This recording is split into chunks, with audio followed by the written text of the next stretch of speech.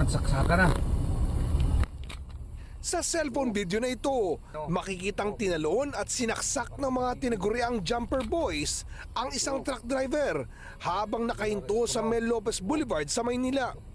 Kuha ito alas 3:30 na madaling araw noong April 25. Sinubukan nila itong pagnakawan.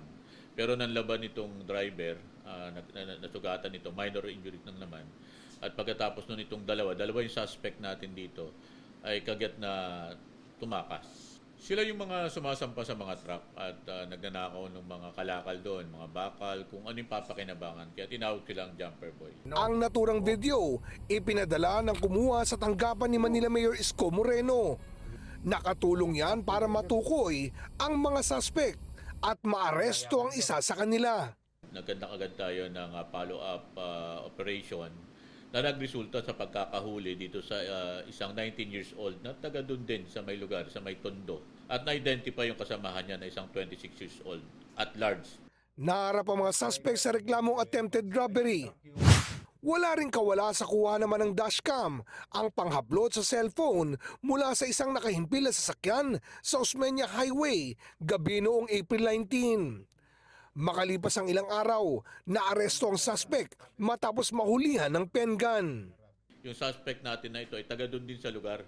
At nalaman natin na meron na siyang previous case na robbery noong 2024 at nahuli na rin ito dito sa illegal gambling noong 2025. Habang nagpapatrol, may napansin itong mga personnel natin na isang individual doon sa Dimly portion.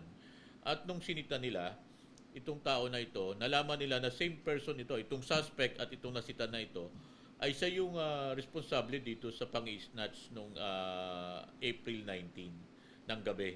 At nakunan din siya ng pen gun. Naharap ang suspect sa reklamong illegal possession of firearms and ammunition, bukod pa sa kasong robbery.